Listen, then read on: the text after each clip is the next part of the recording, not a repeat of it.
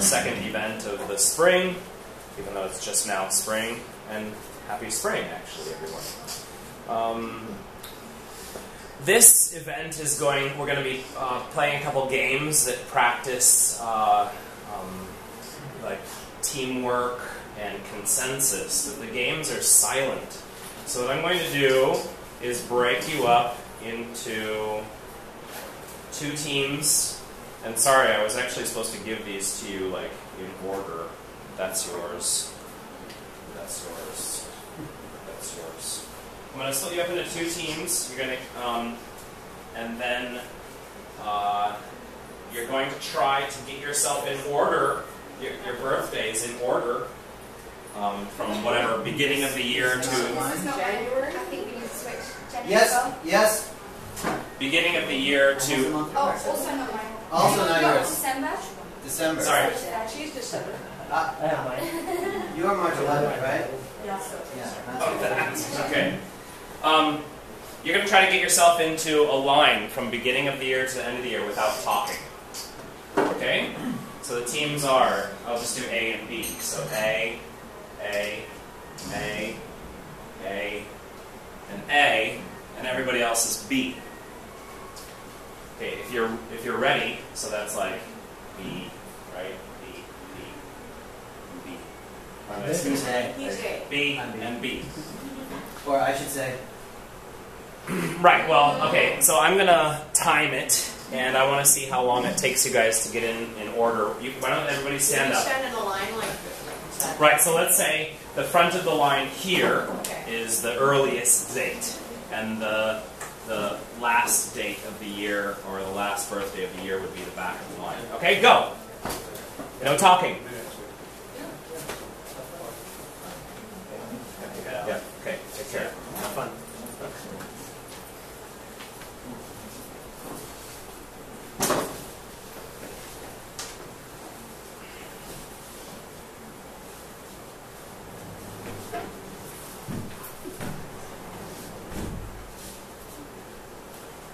Two lines, by the way.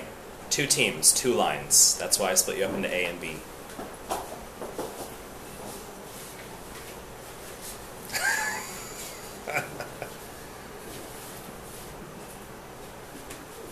Okay, looks like you're finished. Looks like you're finished, or at least it looks like Team B is finished. Is Team A is also finished? And is it in order? February, June, July, October, and November. Good. And it looks like this one's in order too. Good. Go ahead and sit down. And that's the end of that. So that wasn't too difficult. That's kind of just an icebreaker. Later, after we watch this video is kind of what this event is based on tonight. This is just sort of an icebreaker. After we watch the video, we're going to play one that's a little bit more difficult. We're going to write down events that happened, historical events, without dates on them. And then you have to order them.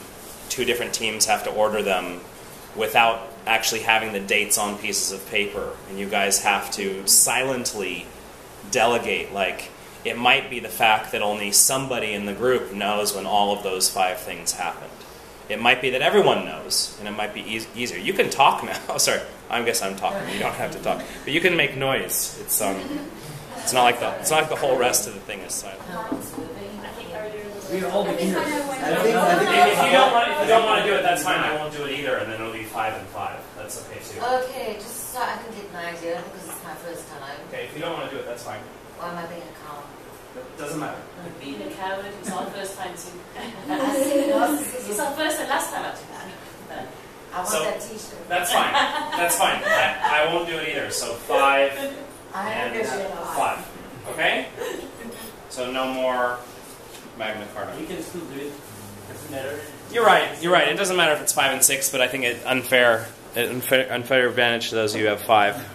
But let's see. I think I trust my team, so we're going to do a great job. And it's recording, so no talking. Let's go.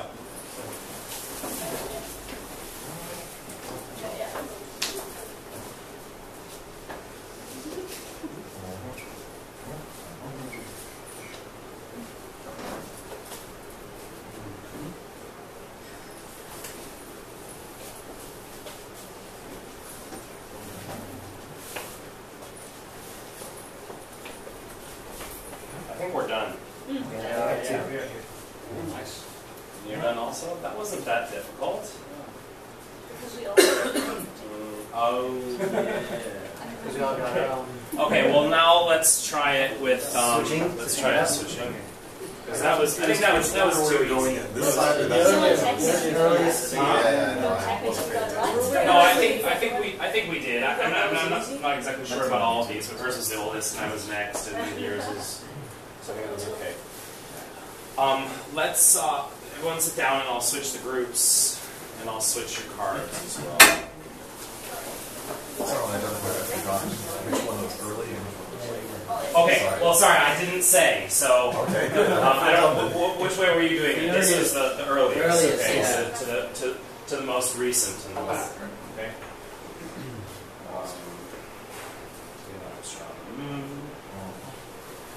Let's see. We've had already. Okay, there's that one. There's that one. This one. This one. You're on this team, correct? This one. Did we have Norman invasion of England before? No, we didn't. And we had Jesus' birthday. We had assassination of. So let me switch. Because you guys had that one. And. Okay. Alright, there are 6. Who am I missing? I have got one. Oh, you both of you. And I don't have one. So anyway, there's that. There's that. And I'll take this one. Okay? So everyone stand up. Oh, so sorry, different groups. So A, which is strange. B, A, B, A, B, A, B, A, B, A, B. What am I doing? B. B, A, B, A, A. Let's do it like a Bushman. Team A, raise your hand. Okay, Team B. Team B, raise your hand. No, you're A. I started with B, which is quite strange. Okay? And A. Okay, A. Okay, sorry. Team A, Team B. Let's go.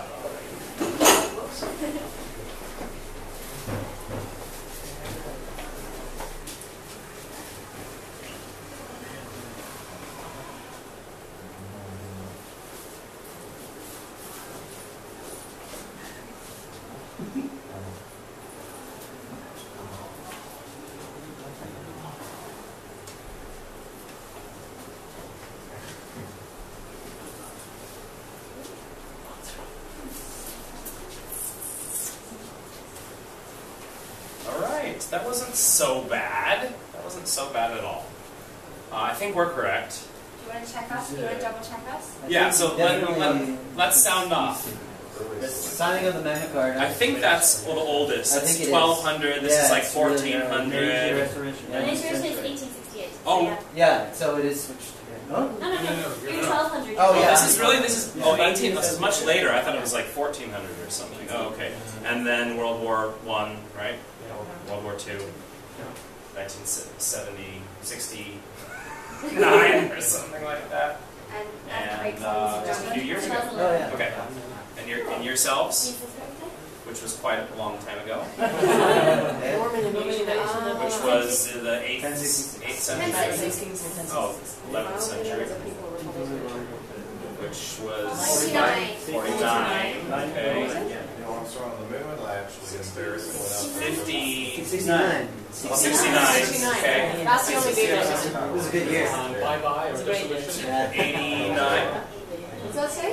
Official Yeah. I'd say bye. 92. 92. Technically. Oh, that's right. Gorbachev, right? Okay, let's sit down. When did the Berlin Wall come? 89. I thought that's what I was thinking. Berlin Wall was 89, yes. Yeah. Sure.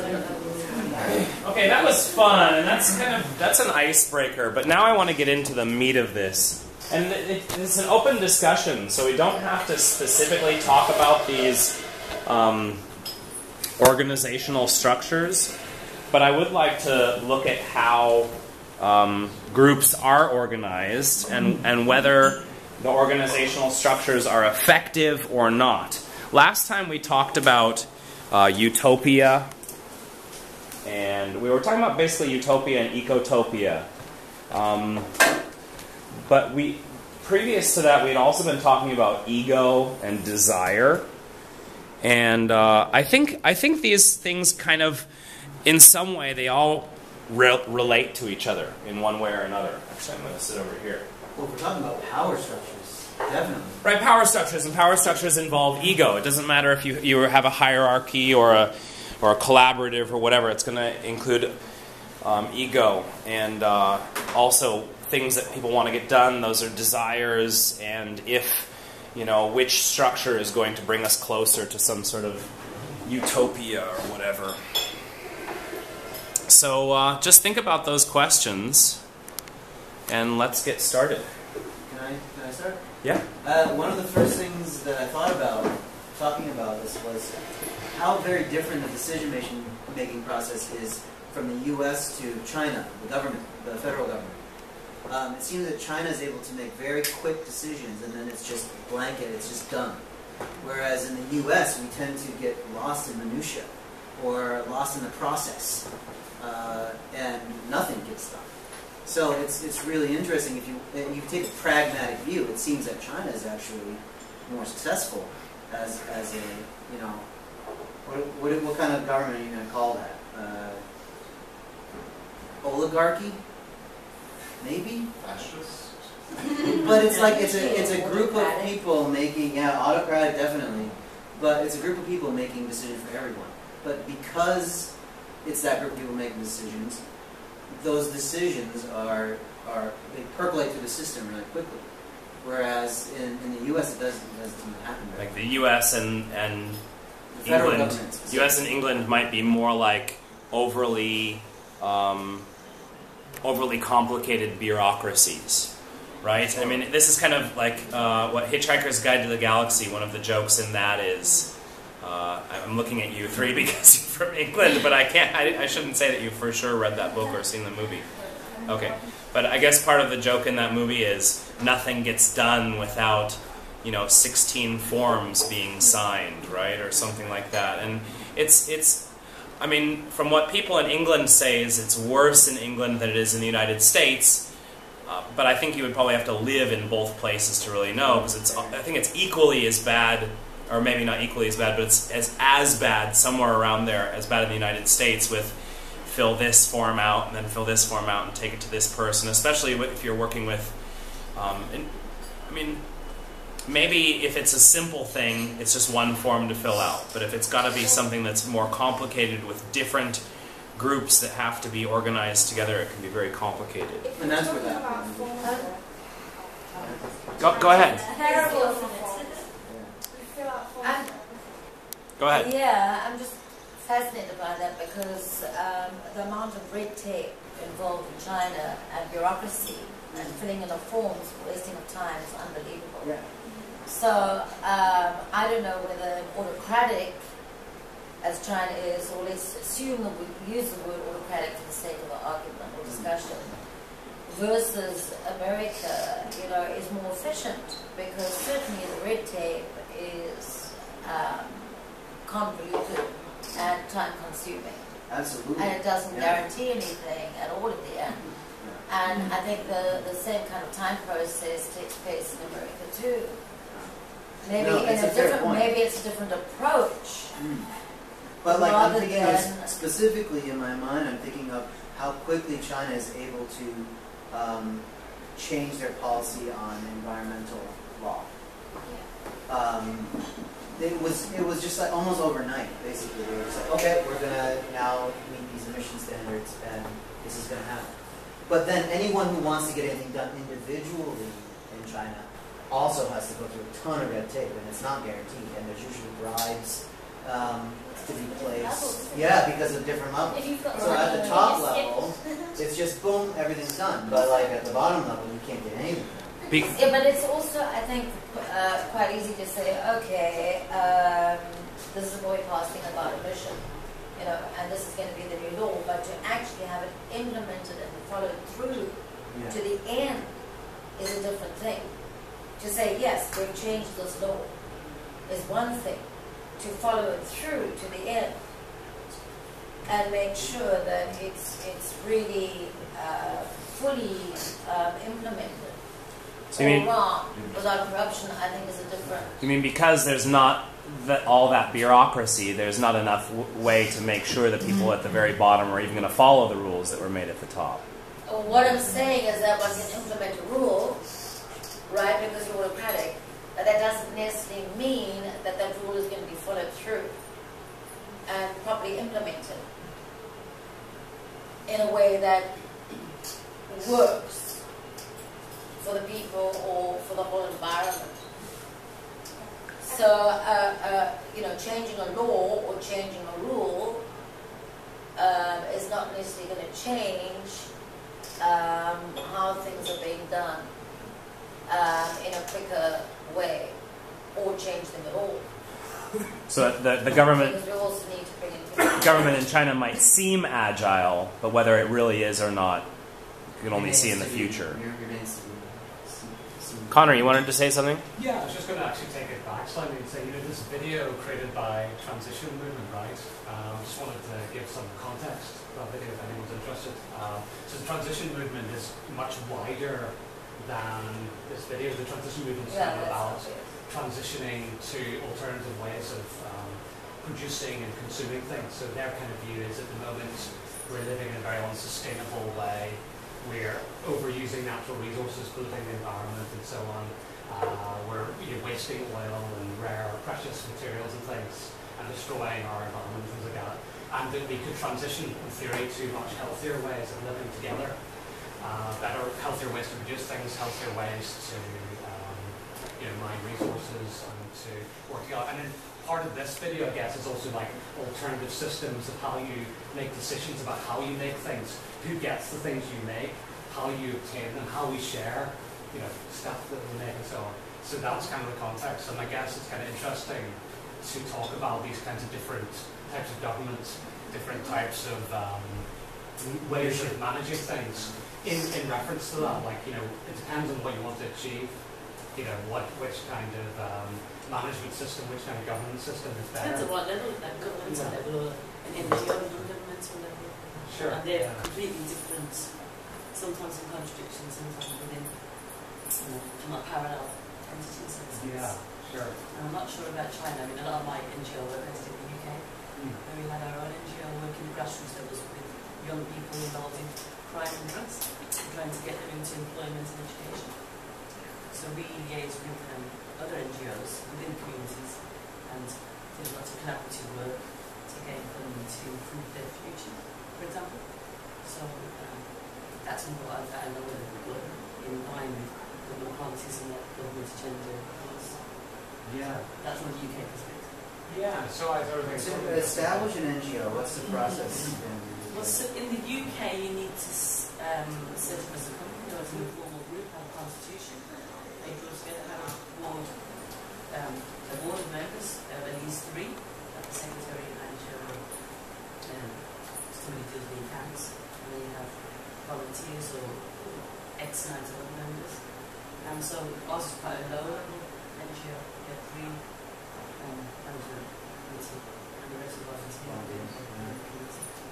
I'm just thinking, we were talking about paperwork just a minute ago. I wonder what the process is for getting something like that off. No, it's at that level. Pretty It's easy. pretty Okay, that's good. easy. The problem is, the reason I take it back to the federal government is because that's the framework in which we're allowed to do things, right? And so that's really, for me, in my conception, that's really what needs to be more robust. It's what needs to be more flexible. It's what needs to be able to embrace this kind of change. And it's the exact opposite in every federal government I've ever seen. It's like right now the U.S. is drowning in its own legal system because there's just so many laws and so many precedents and precedent.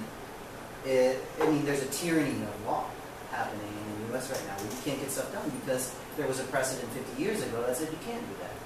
But times have changed. So how do we push past these brittle systems that we're in? you know, and create more flexible leadership in the future. I would say a counterexample to that is Switzerland, where they still do have states' rights, where each canton, each province really does have control, and the federal government just does some broad-reaching stuff that does foreign policy, such kind of like it was in the U.S. until after the Civil War. And what's happening in Iceland right now, I've been following that. It's not familiar. Beautiful. But there in Switzerland, they still do have a thing, but the federal government is very small and doesn't really have any competencies, but it does limit the competencies quite well, so that the French provinces and sub-districts and such will have their own social mores and business regulations, which are totally different from the German ones, which of course would devolve the power down. But Does it make it hard to for other countries to deal with the different regions? well, I know, like, when even companies exporting stuff to the U.S., it drives them crazy because they don't know what tax rates to declare. Yeah, It's like, yeah, I know. it can differ from different cities and counties and all that stuff. And it's, yeah. But at least in the case of Switzerland or the U.S., it's worth it to do these Absolutely. trade or Yeah, something. yeah, yeah. So, And all you'd really need is like a big spreadsheet. right. Or they would have a sales office someplace in the country that they have that. But Switzerland's the only place I really am aware of, other than Iceland, where What they're you doing. don't have an overbearing federal government. Yeah. So I think it's interesting what you said about you have to look at the from a national level because that's the framework that we have to work within, right? Yeah. So national level, okay, like you said about Switzerland, maybe not the individual states aren't necessarily totally a part of what's going on at the national level, but in maybe most countries, at the national level, it's hierarchical, right? But for the kind of things that transition wants to do, or that the things that we were discussing, I don't know, last week there was some discussion about, well, it's all going to happen on the business side, it's all going to happen on the technological side, it's all going to happen on the free market side. Or other people say, no, it has to happen on the interpersonal side, the human side, etc. I think if, like you said, let's say we have to work within this hierarchical structure, at least at the very top with these bureaucracies. But that doesn't mean that what we do as communities or individuals is limited to until the point where we have to fill out some forms or something like that. Yeah, and it doesn't have to be, at the local level, it doesn't have to be cosmetic either. There can be some really, you could put in some systems that will really improve the community, I think. But maintaining it, then that becomes an issue. Getting the people to do it, and people who have motivation at first and then they lose their motivation, right? And making sure that that system stays in place. Well, how big could those collaborative groups be? Like, what's the outer limit of that, or the holacratic groups be? What's the outer limit of that? Because, like, when I talk about neighborhoods and communities, it's kind of like in Taiwan, there are the lees, right? And every li has a lijiang. So, they're a politician, but they're also the person that you go to if there's sewer problems or some structural problems with some building and it needs to be repaired, or they want to build a new park or repair the park or something like that. I guess my question is, would it be possible to take something as large as a li, or even as large as a district in Taipei, like something like Da'an District, and not on one side, is it possible to use something like collaborative or holacratic? Is it possible? And then from one side, or would people even want to be part of it? Those are a couple of things that I'm thinking of. Who else would like to say something? Go ahead. Yeah, I wasn't here last week, but I'm just going to say that so much of it depends on the historical culture behind stuff. Like, as I understand, in Scandinavia, apparently they're famous for their management because it's very open and open government and democratic, even within companies. An underling can say, object to what the boss says, and they can have a discussion about it. Whereas in France or Germany, it's much more rigid, hierarchical, based on their historical bureaucracy, formation of the government, and all this stuff. And so that many things which might work very easily in Scandinavia because they have a more open culture would not be much less so maybe here. So what you're saying is, like, in some countries it might not even be possible because of their culture. An experiment, if you were to do an experiment in Sweden or Denmark or something, maybe at some small scale, then you were to try to replicate it in France. It might not work the same way. Yeah. Yeah, because they do have at least very deeply ingrained historical and cultural reasons why certain organizational forms arose and persisted, and other organizational forms did not persist. But outside of culturally, do you think individual people would be willing to step up if somebody told them, you now have more of a chance, more of a say, instead of just voting? Now people might actually listen to you. Go ahead. Well, I think we've already had some kind of graphic examples of that right here in Asia. For example, the Sunflower Movement, and just what's recently happened in Hong Kong. Now, there are a group of people, a large group of people in Hong Kong saying, no, we're not going to, you know the story. I don't have to repeat it. However, China, being pretty autocratic, is saying, no, we're not listening to you. You will choose from the leaders that we choose for you. So I think what it boils down to at the end, even though one would like to feel that the cultural influence is important, for example, Hong Kong has been culturally influenced by quite a few, I have to say, I know some Chinese people who are scared to go to Hong Kong right now. Oh, right. Because they've been told that, Hong Kong is bad, it's not safe anymore. So, which is false. That's the kind of point I'm getting. So at the end of the day, what are we looking at? You know, if we get back to the point. Does autocratic, if you have a great autocratic leader, right, like a king, a lot can happen, right? That is not the order. Yeah. But, you know, if you have, is it better to have 4 years and then revert for 4 years, and in 4 years very little can happen, okay? Or it's a highly complex, obviously, situation. But right now, it appears to be that Hong Kong is hamstrung.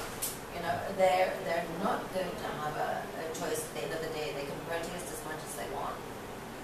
And that's definitely being overruled by an autocratic government that has been in power for years without any change. And then you get countries where every 4 years there is a revote, but often the new leader is left with a mess. So in the end of the day, my feeling is it's up to the individual in every country. So it doesn't really matter. The responsibility of the individual. It doesn't matter what the top structure in that specific country is. It's up to the individuals in that country.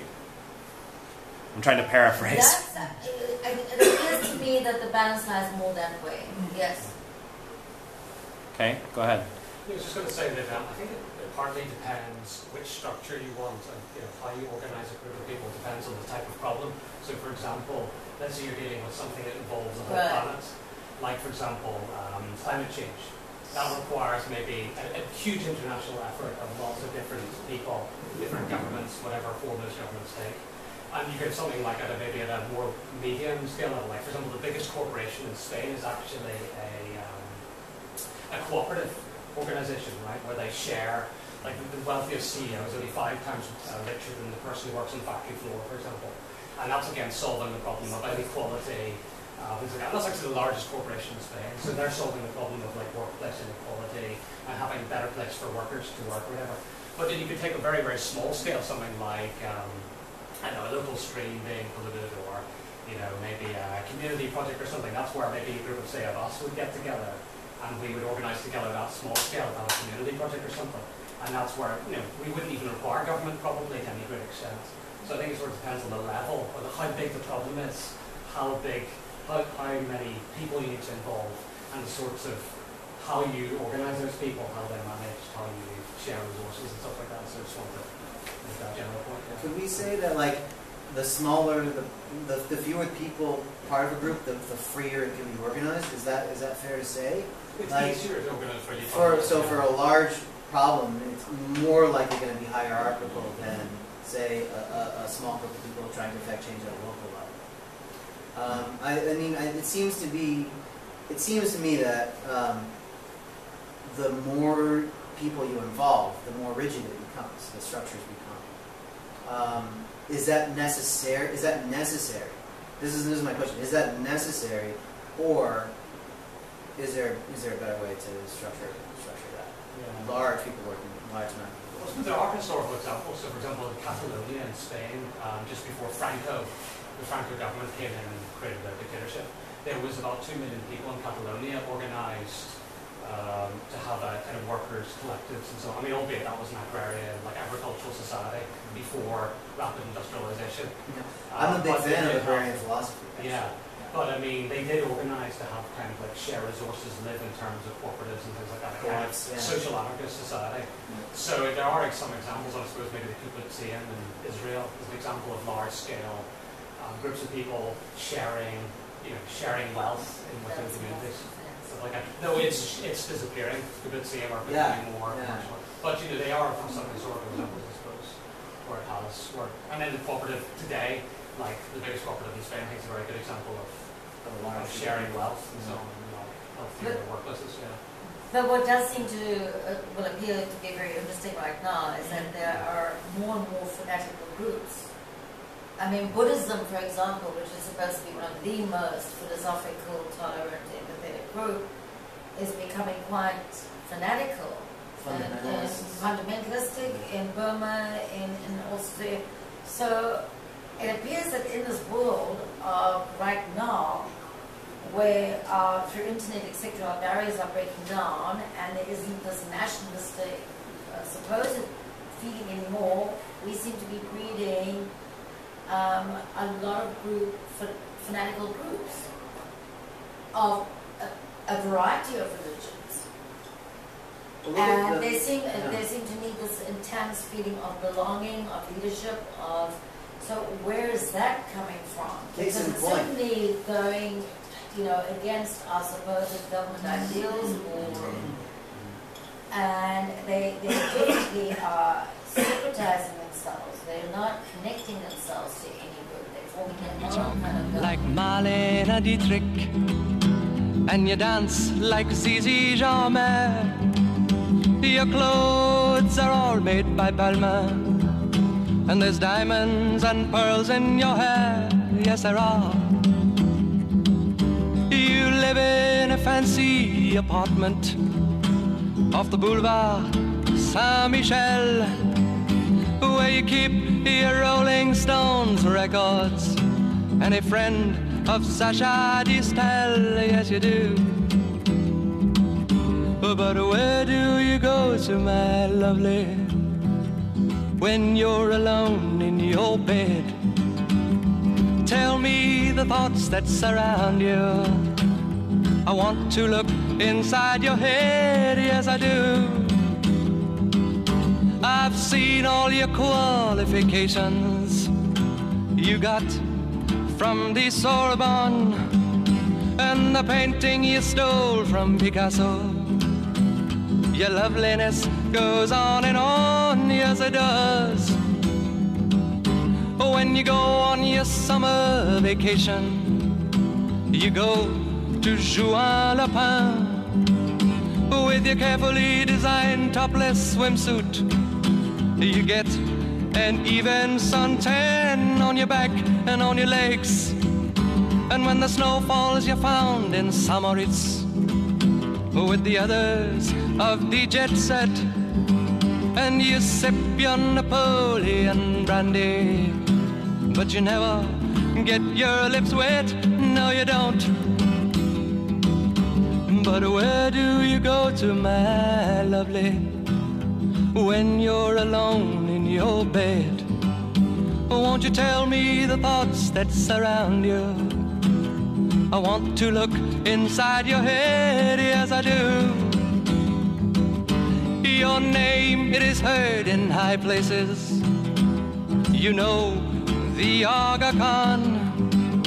He sent you a racehorse for Christmas, and you keep it just for fun. for a laugh. They say that when you get married, it'll be to a millionaire, but they don't realize where you came from. And I wonder if they really care or give a damn.